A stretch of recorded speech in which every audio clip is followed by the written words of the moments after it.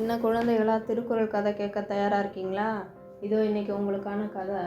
இதுக்கு வள்ளுவர் என்ன குறள் சொல்லியிருக்காரு அப்படின்னு யோசிச்சுக்கிட்டே இருந்தேன்.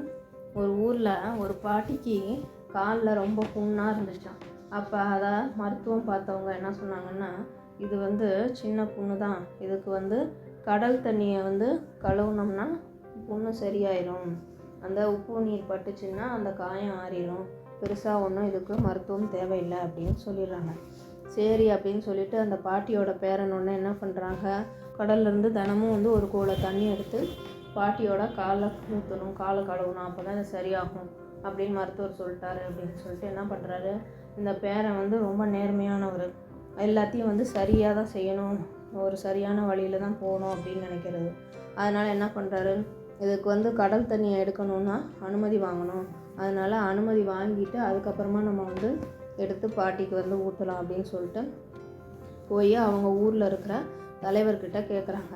இந்த மாதிரி எங்கள் பாட்டிக்கு காலில் புண்ணு இருக்குது, அதுக்கு மருத்துவர் கடல் தண்ணி எடுத்து காலை கழுவுனோம்னா சரியாயிடும் அந்த புண்ணு அப்படின்னு சொல்லியிருக்காங்க. அதனால் நான் தினமும் ஒரு கூடை தண்ணீர் எடுத்துக்கிறேன் அப்படின்னு சொல்லி கேட்குறாங்க. அதனால் என்ன, எடுத்துக்கோ, ஒன்றும் பிரச்சனை இல்லை, கடல் தண்ணி தானே, எடுத்துகிட்டுக்கோ அப்படின்னு சொல்கிறாங்க.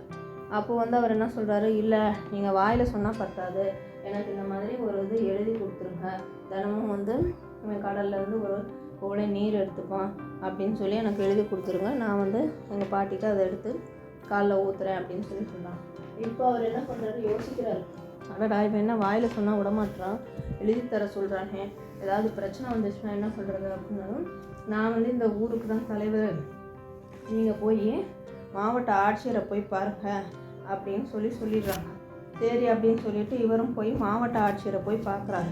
இந்த மாதிரி நடந்ததுன்னா சொல்கிறாங்க, எங்கள் பாட்டிக்கு காலில் புண்ணு, மருத்துவர் உப்பு தண்ணி ஊற்ற சொல்லியிருக்காங்க, அதனால் கடல்லேருந்து தினமும் ஒரு கூடை நீர் எடுக்கணும் அப்படின்னா, சரிப்பா அதனால் ஒன்றும் இல்லை எடுத்துக்கோ அப்படின்னு சொல்லி அவரும் சொல்கிறாரு.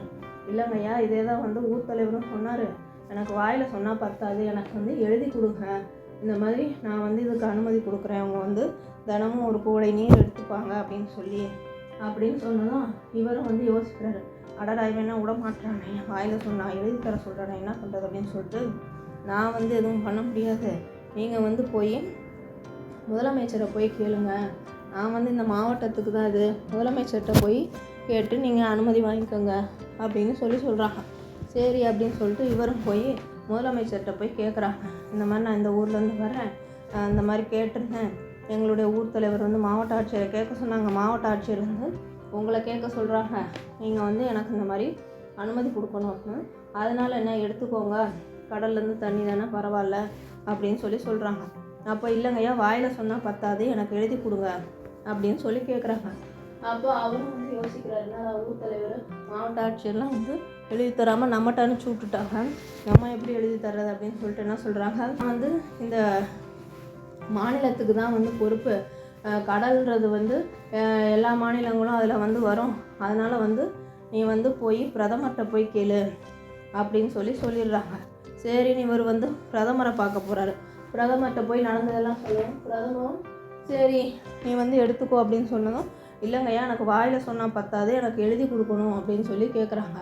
என்னடா அது, ஏதாவது பிரச்சனை வந்துடும் அப்படின்னு சொல்லிட்டு அவர் என்ன பண்ணிட்டாரு, இது நம்ம நாட்டில் மட்டும் இல்லை, மற்ற நாடுகளும் இதில் பங்கெடுக்குது, இந்த கடல் எல்லா நாட்டு எல்லையும் இதில் கலந்து வரும், அதனால நீ போய் மற்ற நாட்டினுடைய அதிபர்கிட்ட போய் கேட்கணும், அவங்ககிட்ட அனுமதி வாங்கினா தான் நம்ம இதை பயன்படுத்த முடியும் அப்படின்னு சொல்கிறாங்க.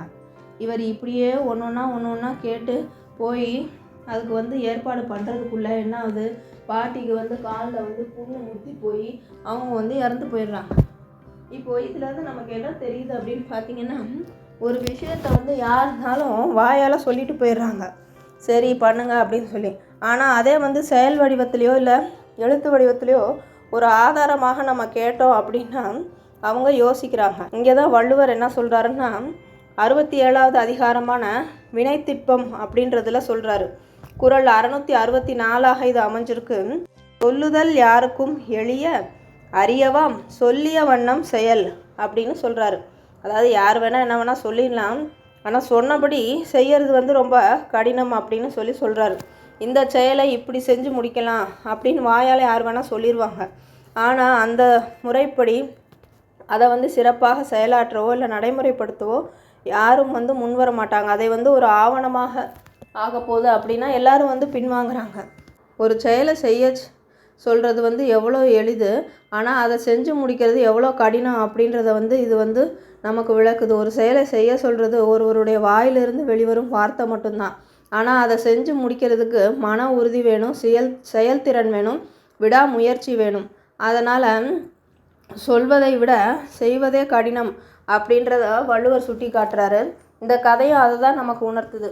அதனால் குழந்தைகளே, நாமும் வந்து எந்த ஒரு செயலையும் செய்வதற்கு முன்னால் சொன்னது போல செயலாற்ற வேண்டும்.